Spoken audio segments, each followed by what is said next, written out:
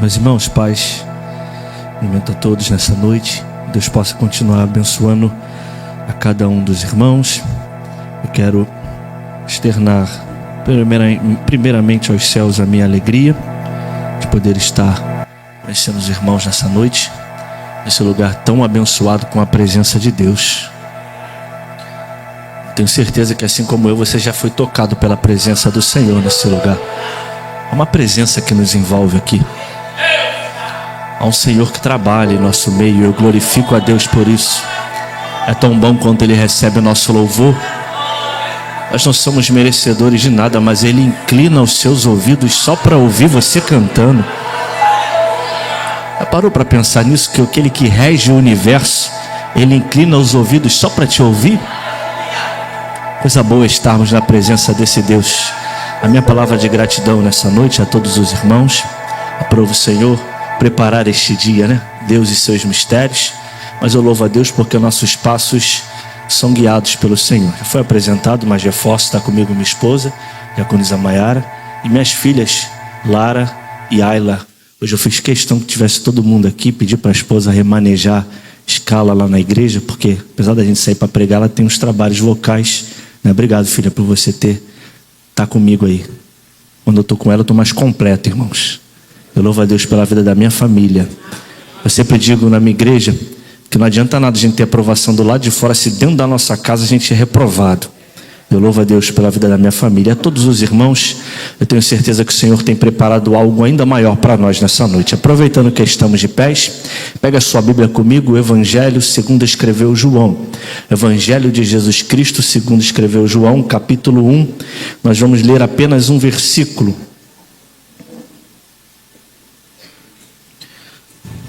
Evangelho de João, capítulo 1, versículo 29. Evangelho de Cristo segundo escreve João, quarto evangelho, capítulo de número 1, primeiro capítulo, versículo de número 9. Quantos acharam? Amém? 1:29. Quem achou, diga eu achei. Amém.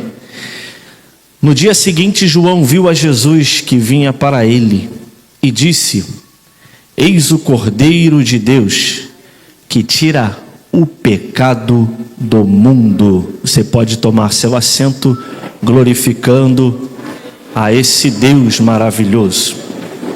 Graças a Deus pela sua palavra. Irmãos, preste um pouco da sua atenção. Nós estamos em o primeiro capítulo deste santo evangelho, ao qual escreve João, o discípulo amado, chamado evangelho escrito para a igreja. Diferente dos três evangelhos, conhecido por nós como os evangelhos sinóticos, Mateus, Marcos e Lucas, João retrata algumas coisas que os outros evangelistas não escreveram. Mas o capítulo 1, João já começa trazendo sobre o verbo encarnado. Ele vai dizendo sobre isso até o versículo 18, mas quando chega no versículo 19, ele vai testemunhar um feito de um homem. Ele vai testemunhar acerca de outro João, seu xará. Mas se o evangelista João, aquele a qual seguia Jesus, o discípulo amado, é quem escreve esse evangelho, agora ele vai escrever e falar um pouco sobre outro João. O João, conhecido por nós como João o Batista, aquele que batizava. João Batista, ele vai ter o seu ministério iniciado, melhor ainda de sendo dito nas palavras de Lucas. Lucas capítulo de número 3, é ele quem vai nos mostrar a apresentação de João Batista. Lucas vai situar quando João Batista ele aparece. Ele diz que no ano 15 do império de Tibério César, sendo Pôncio Pilato governador da Judéia, Herodes tetrarca da Galileia, seu irmão Filipe tetrarca da Itureia e da província de Traconites e Lisanias tetrarca de Abilene, sendo Anás e Caifás sumos sacerdotes. Aí Lucas escreve: veio no deserto a palavra de Deus a João, filho de Zacarias. 400 anos de silêncio vão ser interrompidos com uma pregação explosiva, poderosa, e acontece no deserto. Quando Deus resolve quebrar o seu silêncio, irmãos, ele não procura um palácio para se manifestar. ele não fala dentro do templo, e ele não vai trabalhar no meio da corrupção e da apostasia que acontecia. Não vou tomar tempo falando disso, mas o versículo 1 principalmente, e o 2 inicialmente, ele vai ser uma denúncia que Lucas está fazendo sobre a grande corrupção que acontecia. Por exemplo, quando ele diz que Anás e Caifás são os sumos sacerdotes, ele está fazendo uma denúncia, porque só poderia ter um sumo sacerdote. Mas para agradar o sistema, estava tendo dois, não vou me prender nisso. Então Lucas ele está fazendo uma denúncia e está revelando para nós que está sendo quebrado um silêncio de Deus. 400 anos de silêncio vai ser interrompido pela mensagem, pela pregação, como eu já te disse, poderosa. E ela vem por intermédio de um homem que veio trazer e anunciar a vinda do Senhor. A missão de João Batista foi bem clara para o seu pai Zacarias quando ele vê o anjo, e o anjo revela para ele que ele vai ser pai, que a sua mulher, mesmo na velhice, vai gerar um bebê, e que eles vão ter a alegria de segurar um filho no colo. Você conhece bem a história, eu quero ganhar tempo, mas já diz a Bíblia para nós que ele seria aquele que prepararia o caminho, que endireitaria as veredas. Então Lucas capítulo 3, ele começa contando que no deserto foi quebrado esse silêncio. O povo está indo até o deserto para ouvir a pregação de João. Eu não posso falar um pouco, mesmo que seja de João Batista, sem citar um pouco quem esse homem representava e o que ele fazia. João Batista ele quebra todo o princípio que nós podemos ter como princípios éticos. Por quê? Se ele é filho de Zacarias, sacerdote do templo, ele tinha uma linhagem sacerdotal. Tudo se indica que João Batista tinha tudo para ser um sacerdote também. E quando eu falo de um sacerdote, eu digo alguém que tinha honrarias. Aonde chegava era conhecido como um sacerdote. Se assentava em boas mesas, tinha suas vestes reconhecidas. O sacerdote era reconhecido pela sua aparência, com as suas vestes sacerdotais. Mas quando Deus chama João Batista e prepara João Batista para cumprir um propósito, ele faz com que tudo que parecesse ser o curso normal da vida, para João, fosse totalmente o contrário. Porque João não vai seguir os caminhos do Pai. João vai seguir a fé que o Pai tem, porém ele vai seguir o caminho que Deus prepara para ele. E o caminho que Deus prepara para João não é uma mesa farta todos os dias. João troca uma mesa farta de um bom banquete para se alimentar de gafanhotos no deserto. João troca as vestes sacerdotais de se andar bem e de ser reconhecido pelas suas vestes bem apresentáveis para se vestir de pele de camelo no deserto. E João troca os melhores ambientes do templo para pregar a palavra e anunciar a vinda do Messias no deserto. Lugar inóspito, lugar que eu creio que se alguém pudesse escolher, era o último lugar que escolheríamos para fundar a nossa igreja, a nossa congregação. Mas João planta o seu ministério no deserto e começa a anunciar. O povo vai, porque quando Deus fala, o povo vai atrás de ouvir a voz de Deus. Lembra que eu te falei, 400 anos de silêncio está sendo interrompido e a palavra do Senhor veio no deserto através de João, filho de Zacarias. João prega, a sua mensagem não é uma mensagem agradável, a sua mensagem não é uma mensagem leve, não é uma mensagem triunfalista, não é uma mensagem de prosperidade financeira. A mensagem de João é: se você tem dois, divide um com quem não tem. Se você ganha pouco, se contenta com o que você ganha. João tem uma mensagem direta e tem a sua missão de anunciar a vinda do Messias. Os poderes que João ele transpassa na sua pregação era tão glorioso que muitos que estão ouvindo a sua mensagem pensam em seus corações: ele deve ser aquele a qual nós aguardamos. João está pregando lá no deserto. Eu imagino que João tinha uma aparência que não agradava muito. Se está no deserto, sua pele está torrada do sol escaldante. Imagina o cabelo do João Batista. Não era um cabelo bem penteado, era um cabelo um pouco para cima, frisado, por causa do sol escaldante do deserto. Mas João está lá pregando. E quando está pregando, o povo está sendo impactado pela palavra. Que eu já entendo, irmão, que com mais que a gente tenha boa aparência, isso não é suficiente. O suficiente é anunciar a palavra de Deus. Porque quando Lucas escreve, ele fala que veio no deserto o quê? A palavra de Deus. Não importa como estava a aparência de João, mas importava que da boca dele se proferia a palavra de Deus. Não importava como ele se vestia naquela ocasião, importava que quando ele abria a boca, ele anunciava a mensagem de Deus. E esse é o João pregando no deserto. Lucas 3 ele narra isso, e João capítulo 1, como nós lemos, a partir do versículo 19, ele complementa o que Lucas está escrevendo, até o ponto que Jesus Jesus ele está vindo, está se aproximando para se batizar, e João vai batizar a Jesus. João, de primeira instância, ele vai querer negar aquilo, mas Jesus diz que aquilo era necessário para se cumprir as Escrituras. Quando ele batiza, sai uma voz do céu e diz: este é o meu filho amado, de quem eu me comprazo. Ali está sendo carimbado e iniciado o ministério de Jesus. Mas olha que curiosidade interessante, e eu amo a Bíblia porque ela é rica em detalhes. João é aquele que certa vez ele disse, proferiu, relatou, exclamou o quê? Necessário convém que ele cresça e que eu diminua. Isso, irmão, João fala porque ele entende bem qual era a sua missão. Qual era a missão de João? Anunciar a vinda do Messias, preparar a vinda do Messias. E a palavra grega escrita quando João fala que é necessário, convém que ele cresça e que eu diminua, ela está falando acerca de um tempo. Ou seja, João está dizendo que enquanto o tempo de Jesus está crescendo para o seu ministério e sua missão ser iniciada, o de João está diminuindo. Imagine que há 2 cronômetros e o cronômetro de Jesus está em crescente, vai de 0 e vai crescendo, e o de João ele está em decrescente, ele está diminuindo. Então quando João diz convém que ele cresça e que eu diminua, ele está dizendo quanto mais chega perto do ministério dele ser cumprido, o meu ministério está encerrando. Qual era a missão de João? Anunciar a vinda do Messias. Quando o Messias viesse, o ministério de João e a missão de João havia sido cumprida. João entendia que ele só servia para cumprir o plano de Deus na vida dele. É isso que eu quero que eu e você precisamos entender nessa noite. João entendia isso,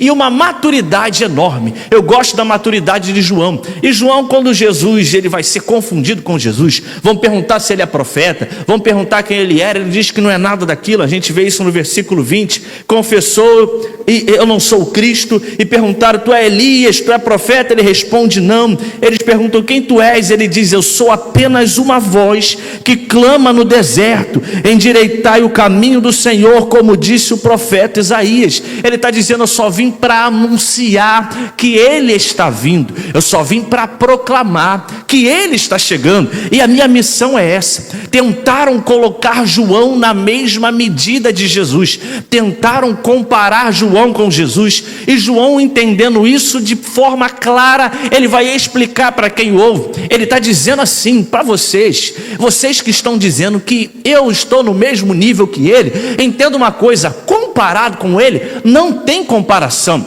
Eu não sou digno nem de desatar as alparcas das suas sandálias. Sabe o que o João está falando? Isso é muito mais profundo do que parece.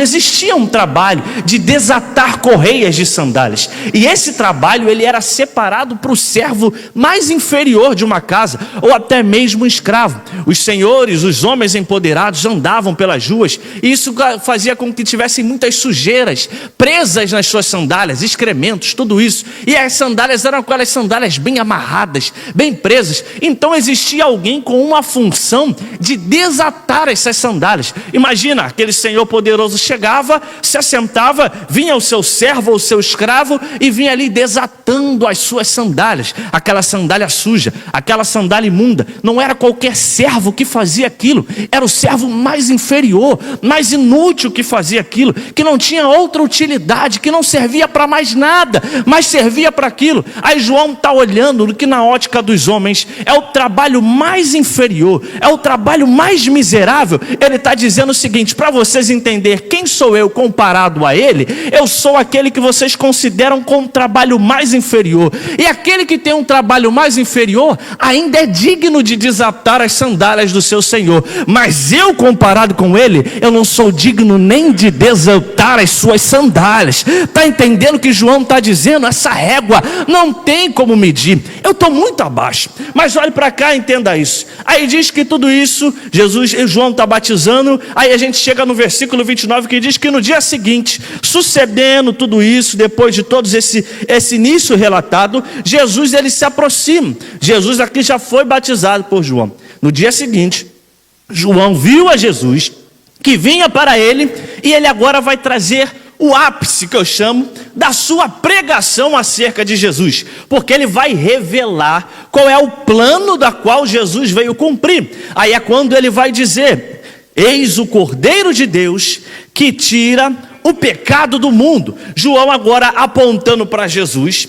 no dia seguinte dos eventos iniciais, ele aponta para Jesus e vai relatar dando um título, ele atribui um título a Jesus. Aquilo que está lá em Isaías 53, mais precisamente no versículo 7, que diz que ele se entregou como um cordeiro mudo, como um cordeiro calado. E ele está dizendo como um cordeiro calado. E ele diz: está se aproximando, está chegando o Cordeiro de Deus. Cordeiro de Deus, para aqueles que estavam vindo, ficou bem claro, porque está dizendo que ele veio com uma missão.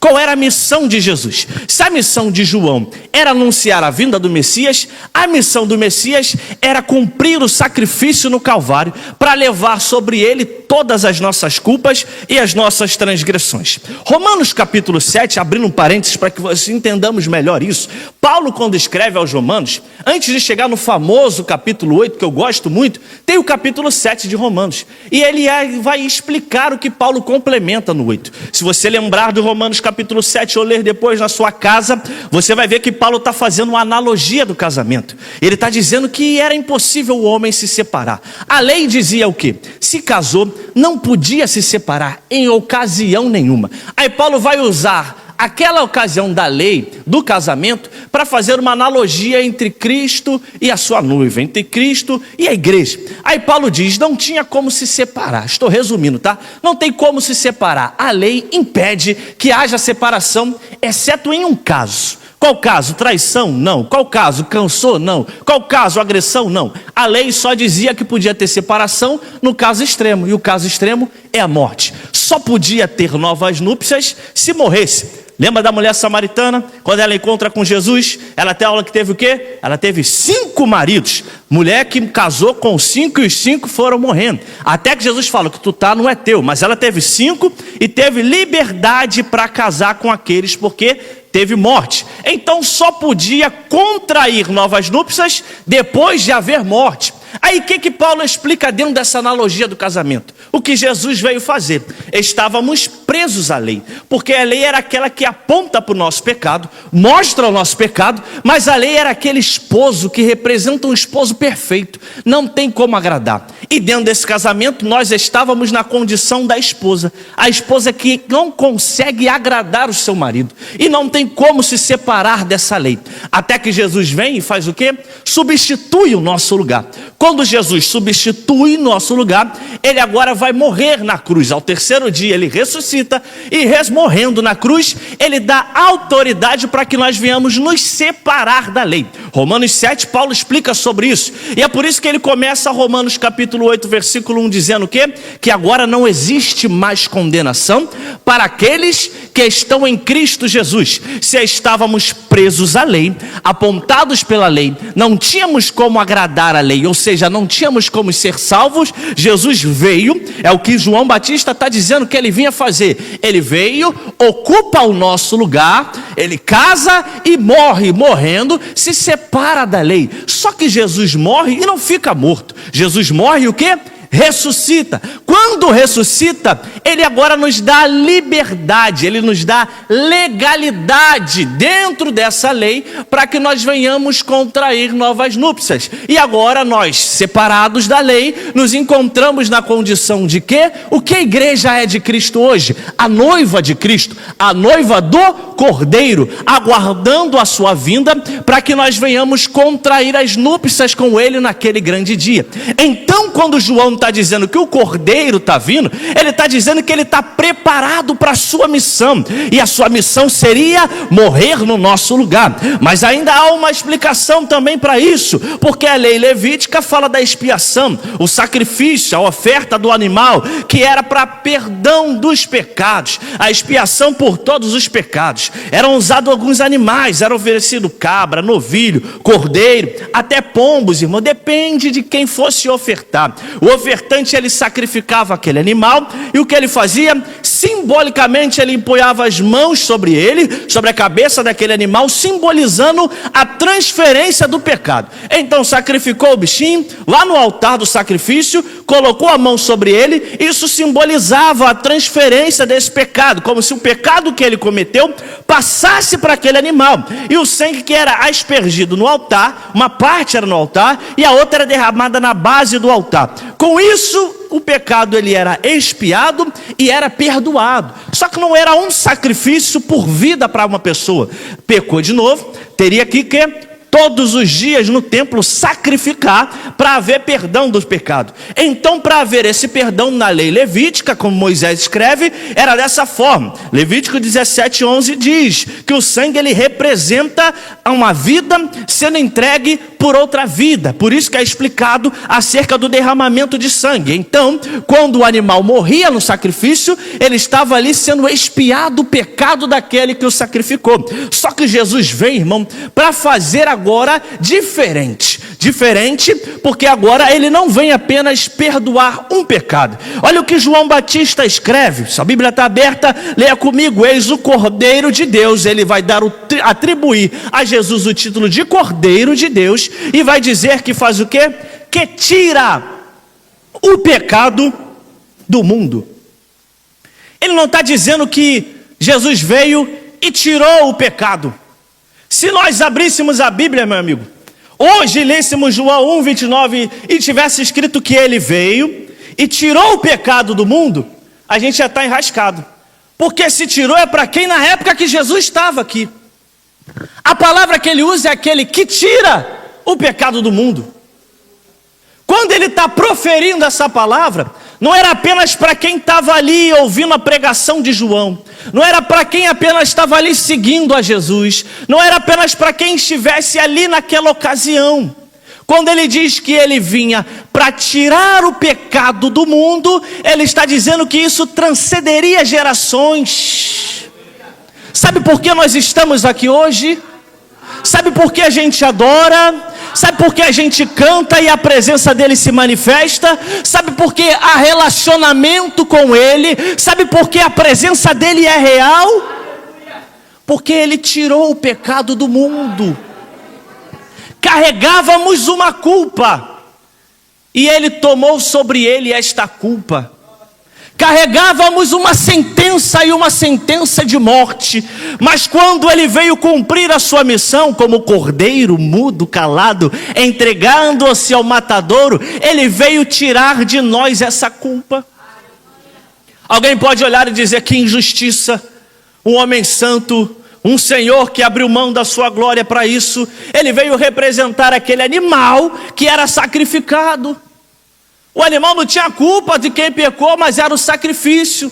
Então tinha que ter o sacrifício perfeito. Se não me engano, foi lido aqui quando eu cheguei, Hebreus, que diz que se não houver derramamento de sangue, não há remissão dos pecados. A lei precisava ser cumprida. Jesus não veio invalidar a lei, Jesus veio cumprir a lei.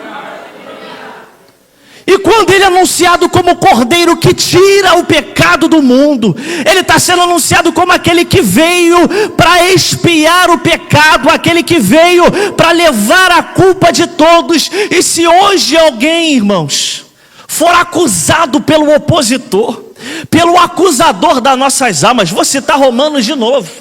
Lembra que eu te falei da analogia do casamento? Hoje nós andamos com um atestado de óbito no bolso. Por que você se separou da lei? Porque eu tenho um atestado de óbito. Eu já morri. Você morreu? Morri. Tem certeza? Morri. Porque quando ele morreu na cruz do Calvário, a morte dele foi no meu lugar. Houve substituição naquela cruz. Aleluia, eu sinto a presença de Deus aqui. Houve substituição naquela cruz. Então quando ele morreu no meu lugar, ele estava me vendo, ele estava te vendo. Era o meu nome, era o teu nome, era a minha culpa, era a tua culpa.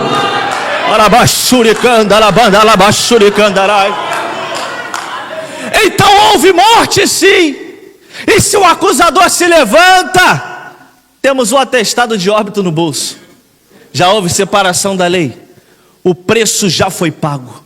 Já houve justificação. Já viu que lá nos Estados Unidos algumas cidades ou estados têm a pena de morte? Tem muito filme que fala disso, né? Corredor da morte. Aí eles ficam esperando a sentença ali. Mas sabia que quando estão no corredor da morte tem uma chance ainda para aqueles que estão sentenciados à pena de morte? Só de um jeito. Se o governador daquele estado escrever uma carta justificando que ele não precisa morrer mais. Se o governador justifica, ele é libertado e não cumpre mais a pena de morte. O que Jesus fez com a gente é basicamente isso. Ele justificou a nossa culpa. Mas por que João fala logo que ele é o cordeiro? Por que ele é apresentado como o cordeiro?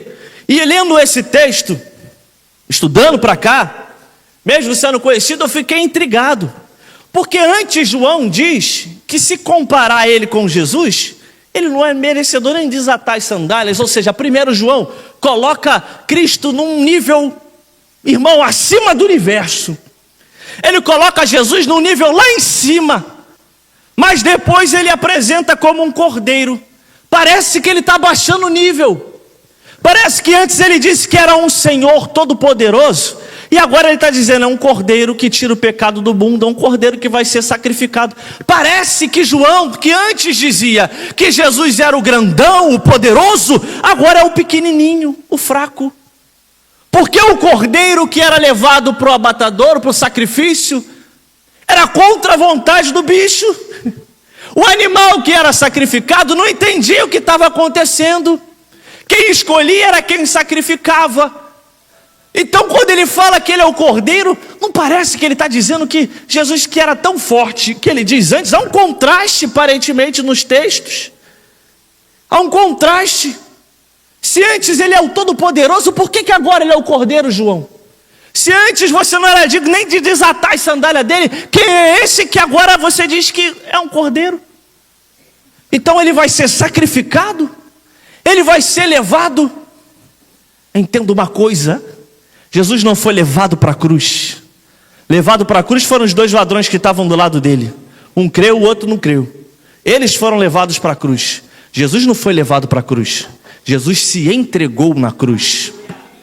Vou repetir isso para que frise bem e você entenda. Jesus se entregou na cruz do Calvário.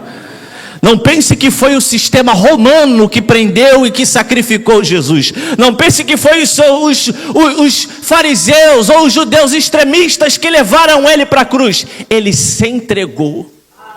Vão prender Jesus. Pedro puxa a espada e tenta matar o servo do sumo sacerdote. Eu aprendi com o meu pastor que ele tenta matar, porque ninguém vai mirar a espada para cortar a orelha. Foi para matar o homem. De repente, numa esquiva, cortou a orelha dele. Aí o que é que Jesus fala? Ô Pedro, você não acha que se eu pedisse meu Pai do céu, ele não ia enviar anjo aqui para me livrar? Eu não estou sendo levado, eu estou indo. Eu não estou sendo preso, eu estou me entregando. Que é prova de amor? Essa foi a maior prova de amor que eu e você já recebemos. Ele fez isso pensando em nós. Tem que se cumprir. Tem que ter esse derramamento. O sacrifício tem que ser perfeito. O animal tinha que ser perfeito. Se tivesse deformidade, não tinha validade. Se tivesse deformidade, algum problema de saúde ou algum defeito no animal, não valia. Tinha que ser perfeito. É por isso que só ele podia cumprir isso. Não achando um justo, não achando um capaz. Ele disse, deixa que eu vou.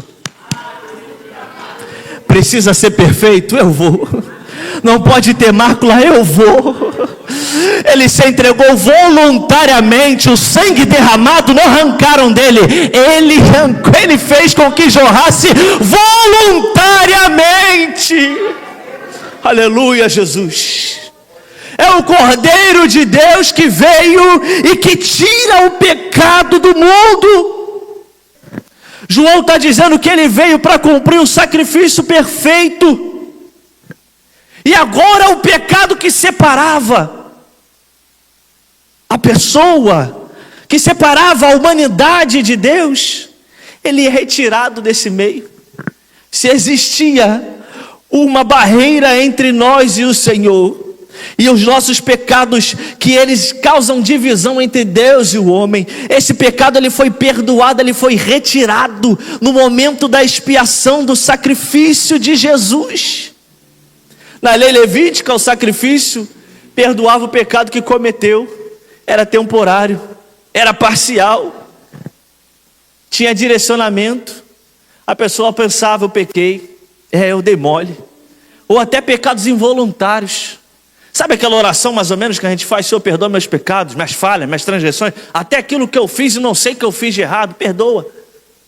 Na lei era assim, perdão para aquilo, não ficou culpa para o que passou, pecou de novo, volta lá, sacrifica outro animal, para receber perdão de novo. Mas quando ele veio, a expiação perfeita aconteceu. E se antes o sacrifício era temporário e parcial, o de Cristo não é temporário e parcial. O de Cristo é eterno e completo. É por isso que eu e você estamos aqui hoje. Dá uma olhada para quem está do teu lado. Olha para ele. Está vendo? Jesus salvou ele assim como salvou você. Quer motivo para se alegrar, irmãos? Esse é mais do que de sobra. Esse é motivo mais do que de sobra. Ele morreu por mim e por você. Ele entregou-se por mim e por você.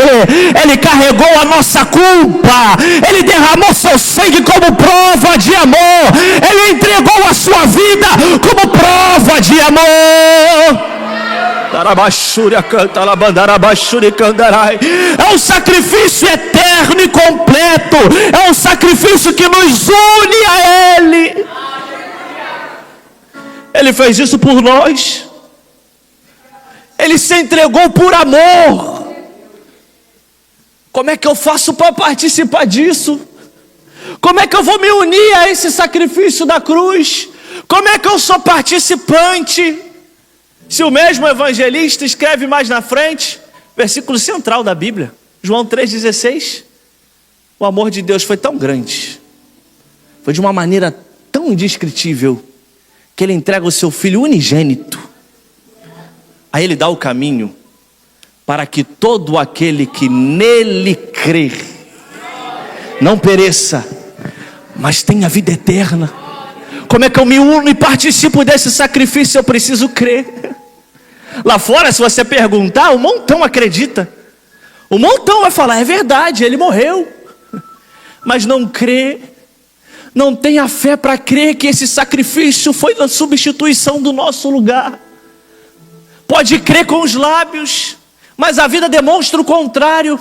Porque quem crê entrega a sua vida para Ele, tem seus passos dirigidos por Ele, tem suas escolhas com base na vontade dEle. Ah, mas eu creio, mas eu não consigo largar o meu vício.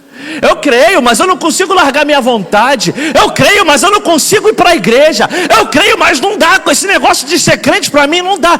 Então não crê. Porque quem crê abre mão da sua própria vontade. Quem crê vai para o deserto pregar, abrir mão de veste sacerdotal para vestir pele de camelo. Quem crê abriu mão do seu eu, da injustiça, da corrupção, de tudo aquilo que não prestava, para viver em santidade, mesmo que seja em lágrimas, muitas das vezes, mesmo que seja com dor. Está firme na presença. Porque crê, não crê só como quem fala, crê como quem vive. Colossenses, Paulo escreve: eu já estou crucificado com Cristo, já não vivo mais eu. Quando vivia o eu, Felipe, eu fazia o que eu queria.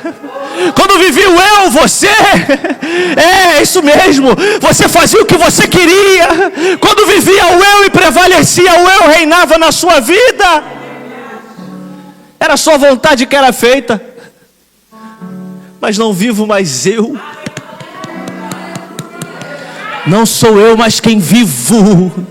Cristo vive em mim. Será que é Cristo que reina na tua vida? Será que é Cristo que governa a tua casa? Será que é Cristo que governa os teus dias? Será que é Ele o dono da tua vida? Levanta a tua mão, por favor, porque eu sinto uma graça de Jesus aqui. Eu queria tentar explicar o que eu sinto, mas eu não sei te descrever. Eu sinto uma graça de Jesus aqui.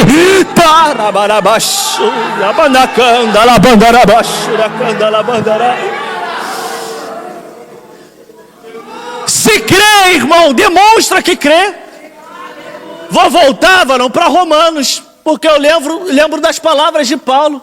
Em seu complemento, se ele fala no 7, a analogia do casamento, começa o 8, a partir do versículo 1, falando que agora nós estamos livres da condenação, ele vai dizer, porque quem anda segundo a carne, se inclina para as coisas da carne. Mas quem anda segundo o Espírito, e ele já explicou que quem nasceu do Espírito, nasceu de novo. Quem anda segundo o Espírito, inclina-se para as coisas do Espírito. O que que Paulo está dizendo, Felipe? Por mais que tenha uma camada de religiosidade, por mais que o exterior seja religioso, por mais que a aparência seja religiosa, se não crê de fato, anda na carne e vai sempre se inclinar para a carne. E a carne vai sempre aparecer. Pô, mas era uma bênção até segunda ordem. Porque quando era contrariado não era uma bênção. Mas era tão bom no nosso meio, fazia, porque enquanto estava sendo agradado, recebeu primeiro não. A carne aparece. Sabe o que é isso? Imagina que dentro de você tem um trono. E nesse trono, senta quem reina a tua vida. Se a carne senta, ela vai reinar. Se o Espírito senta nesse trono, ele vai reinar. Quem vence? Quem for alimentado. Se eu alimento a vontade da minha carne, a carne prevalece. Tem gente que entrou aqui hoje sem vontade. Tem gente que entrou aqui hoje não querendo estar, mas disse, eu preciso estar lá. Está alimentando o seu espírito, porque quem reina na tua vida. Oh, ele está aqui, irmão. Quem controla a tua vida é Ele, porque quem é alimentado é Ele. Quem anda no Espírito sempre se inclinará para as coisas do Espírito. Mas domingo à noite tu vai de novo, tu foi ontem, para que ir hoje de novo? Para que botar o uniforme de novo? Para que ir lá cantar de novo? Para que ir lá cultuar de novo? Para que estar lá presente de novo? Quem anda na carne não entende, mas quem anda no Espírito entende. Quem anda no Espírito cumpre a vontade do Pai. Oh, Jesus! Carne ou Espírito, quem reina na nossa vida, quem reina na nossa casa, quem reina no nosso ministério, continua sendo Ele. Não vivo mais eu, Cristo vive em mim. Não faço mais a minha vontade, eu faço a vontade do meu Pai. Eu faço a vontade daquele que mostrou que me ama, daquele que ocupou o meu lugar na cruz, daquele que derramou o seu sangue. E por ele ter derramado esse sangue, pelo seu sangue inocente ter sido derramado na cruz, eu fui perdoado. Mas antes tu andava aí, tu era pior do que eu. O que é que tu está fazendo aí? Eu fui perdoado. Mas antes tu não tinha valor, tu não valia nada, rapaz. Ô moça, vai meter essa que agora é crente, vai para a igreja cantar, se vestir direitinha. Eu fui perdoado. O único que tinha a capacidade de apontar o dedo e me condenar, escolheu abrir mão da sua glória, entregar-se no Calvário e assumir a minha culpa. Cadê o povo que foi e que anda na presença dele? Cadê o povo? Tem aqui na Nova Vida de Rocha Miranda, tem esse povo reunido aqui, tem esse povo na presença dele, que foi alcançado, resgatado, justificado, que foi salvo. Oh, Jesus do céu, olha para cá. que tira o pecado, que remove o pecado de nós. Por isso essa culpa foi tirada. Por isso hoje a gente está aqui tendo livre acesso. Porque o sacrifício já foi derramado, o sangue já foi vertido na cruz. A culpa já foi elevada sobre ele. O profeta Isaías um dia, sem ver o que ele iria profetizar, mas profetizou. Ele disse que ele levaria sobre si as nossas transgressões, as nossas iniquidades. Ele disse que o castigo que nos traz a paz, o chicote deveria ser nas nossas costas, os cravos deveriam ser nas nossas mãos, mas ele disse, o castigo que nos traz a paz estava sobre ele, e pelas suas pisaduras nós fomos sarados. Oh Jesus, retirado o pecado pelo sangue derramado na cruz, fomos unidos a Cristo, sentimos sua presença, nos relacionamos com ele, estamos aqui cumprindo a vontade dele, cheio de falhas, porque não há ninguém perfeito. Mas se tem alguém que olha para nós com um olhar de graça e de misericórdia, esse alguém é Jesus. Hoje o inimigo quer implementar, principalmente na cabeça dos jovens, que você é desvalorizado, que seu pai não te ama, que sua mãe não te entende. Quer colocar na sua cabeça que você tem que tirar a sua vida porque esse mundo ninguém entende você. O que mais o inimigo tem implantado na mente hoje, e não só de jovens não, de pais de família, mulheres que regem o lar, pessoas que trabalham arduamente todos os dias, saem cedo, chegam tarde, mas enfrentam lutas, que é um desvalorizado, que não adianta, que não vai conquistar nada.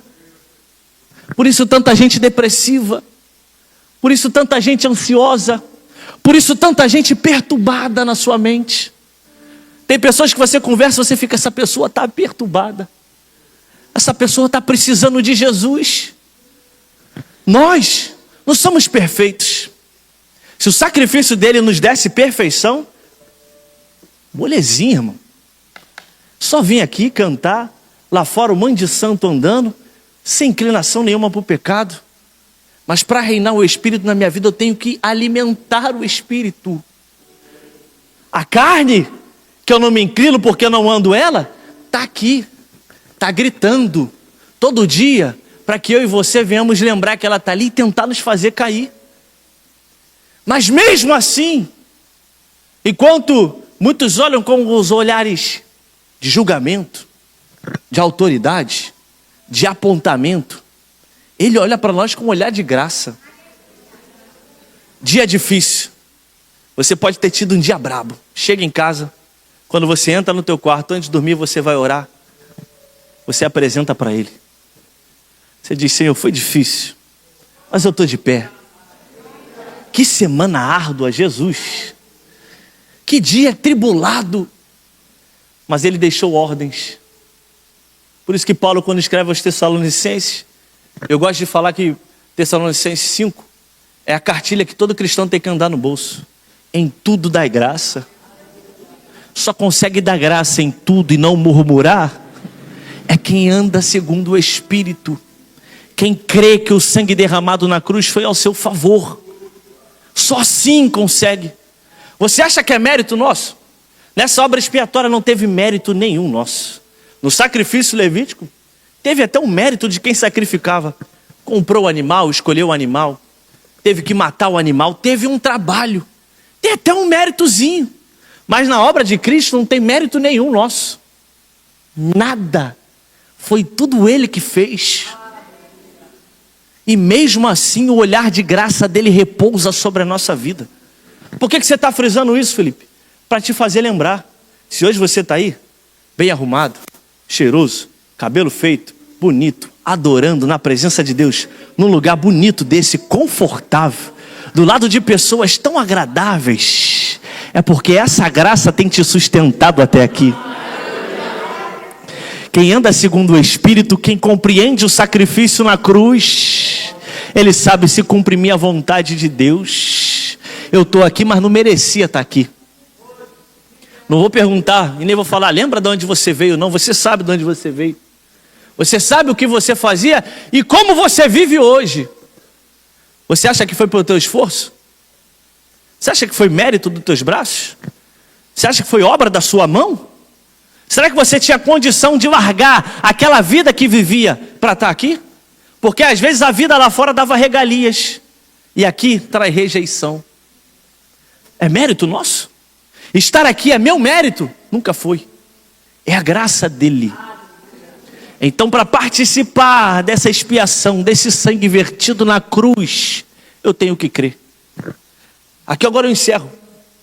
Porque João, ele é quem relata. João é quem relata as palavras do outro João.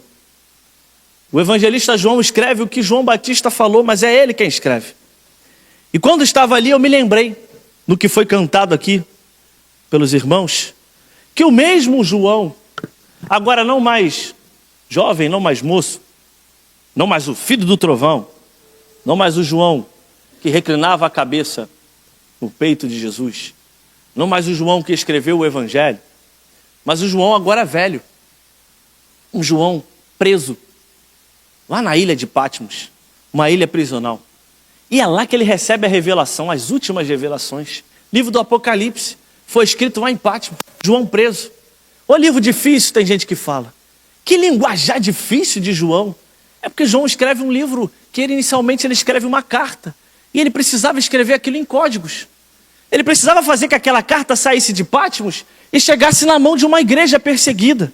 E a igreja estava sendo atrocidada. Aquela carta precisava chegar nas mãos daqueles que estavam morrendo, tendo seus irmãos destruídos pela perseguição do império. Aquela carta tinha que chegar lá. Mas antes de sair, alguém ia olhar a carta. Deus podia fazer, podia levar, podia, mas Deus tem seus meios. Então o céu dá a revelação para João, e João escreve uma carta em códigos, que só quem fosse receber e entender. Imagina comigo, aquele que foi analisar a carta, antes de chegar na igreja, e olhasse a carta e visse, é o anjo da igreja que está em Esmirna escreve. Imagina alguém olhando e dizendo, e anjo escreve agora? Esse João que está preso, está velho, está doido. Mas João escreve para quem vai receber e vai entender. E Apocalipse, ele é as últimas coisas, ele é a revelação, ele é um tema escatológico que vai dividir opiniões dentro da igreja, é pré, é pós, ele vai dividir tudo isso, mas eu não vim falar isso, eu vim te falar da mensagem central que João escreve lá. O mesmo João que escreveu o Evangelho, capítulo 1, versículo 29, descreveu o cordeiro que iria para o matadouro. Lembra que eu te falei lá no começo? Parece que está desnivelado o negócio. Antes ele era o Todo-Poderoso, agora é o Cordeiro que vai ser entregue. Mas João escreve sobre o Cordeiro de novo. Apocalipse capítulo 17, versículo 14. A igreja está sendo perseguida, atrocidada, moída. Aí João vai escrever do Cordeiro de novo. Mas sabe o que ele escreve? E no final, o Cordeiro vencerá. Se no Evangelho o cordeiro parece ser um cordeirinho que vai ser levado ao matadouro, que vai ser morto, que não tem força, que não sabe se defender, ele está deixando bem claro em Apocalipse 17, 14, que o cordeiro, lutarão contra o cordeiro, e o cordeiro os vencerá. Pois quem é esse cordeiro? Agora João, se houve dúvida, ele vai esclarecer e vai tirar toda a dúvida, pois é o Senhor dos senhores e o Rei dos reis. Serão vencedores também os chamados, eleitos e fiéis que estão com o Cordeiro. Quem creu que o Cordeiro se entregou, quem creu no sangue vertido do Cordeiro na cruz, quem crê no sacrifício do Calvário, são os fiéis, são os chamados, são os eleitos e são os que estão com o Cordeiro. E esse João diz, vencerão. Eu vim pregar a maior vitória que a igreja tem. Eu podia te entregar a chave se ele mandasse, te entregar isso se ele mandasse, mas ele manda te entregar hoje, tu vai vencer. Nós vamos vencer, a igreja vai vencer, porque quem crê no sangue derramado do Cordeiro irá triunfar. Mesmo escritor, mesmo Cordeiro, mesmo Senhor, para dizer que a cruz não foi o fim, a cruz foi o início, e no final o Cordeiro vai triunfar. E quem é do time do Cordeiro, João diz, vai triunfar também, vai triunfar também, vai triunfar com ele. Fica de pé comigo. Eu estou sentindo a presença do Cordeiro aqui. Eu estou sentindo a graça dele nos envolvendo aqui. Eu não sei se você sente o que eu estou sentindo, mas antes de qualquer coisa eu quero te convidar. Abra essa tua boca, pelo amor de Deus, porque a presença dele é real no meio dessa igreja. No final o Cordeiro irá vencer. A gente veste a mesma camisa, não estou falando de uniforme, eu estou falando da mesma camisa, do mesmo time. A gente está junto nessa. Tamo. Eu lá da Assembleia de Deus, você aqui da nossa vida, a gente está junto. Não tem divisão aqui não. Divisão é coisa do inferno, é ele que divide. Aqui é a unidade.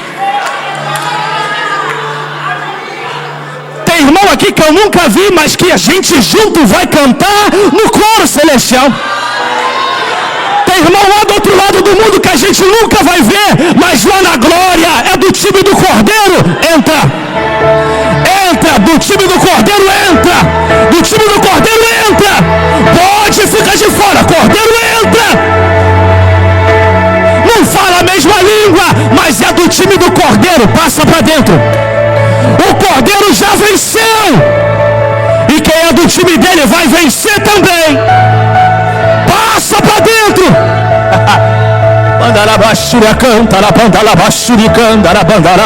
Você tem glória para dar para o Cordeiro? Tem? Será que você pode adorar o Cordeiro?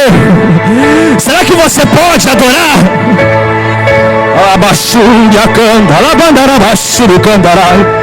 O sangue foi derramado, foi no nosso lugar, o sacrifício já foi feito, o preço já foi pago, a dívida já foi paga.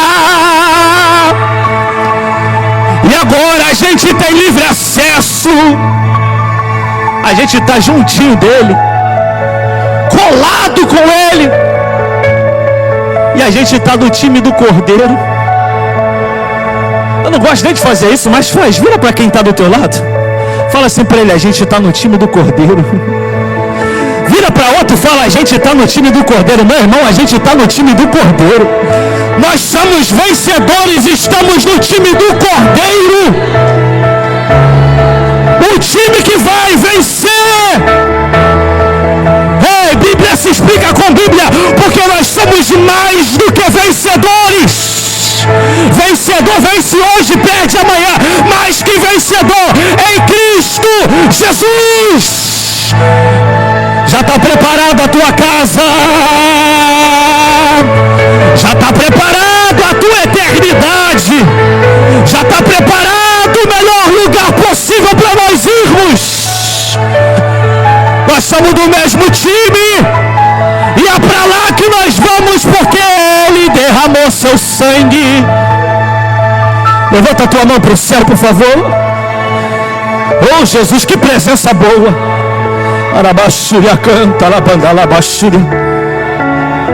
Agora deixa eu virar minha fala para quem ainda não está no time do Cordeiro. Eu te falei aqui, me escute de novo. Esse sacrifício é para quem crê, é para quem acredita, é para quem confessa. E é feito o convite nessa noite, querido, querida. Uma palavra para você também que um dia jogou no time do Cordeiro, mas hoje está jogando lá fora. Ele está te chamando, vem. Essa voz você conhece, não é a voz do pregador.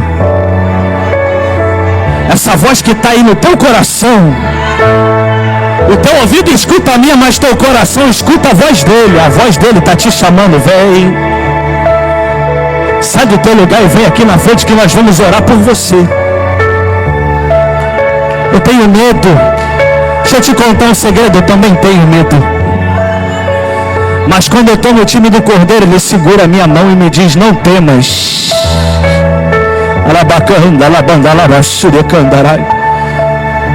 Sai do teu lugar e venha. Ele te chama. Levanta suas mãos para os céus. Eu já vou devolver o microfone antes mesmo do tempo que me foi proposto. Mas levanta tuas mãos para os céus. A presença de Deus está aqui. Tem uma graça repousando sobre essa casa.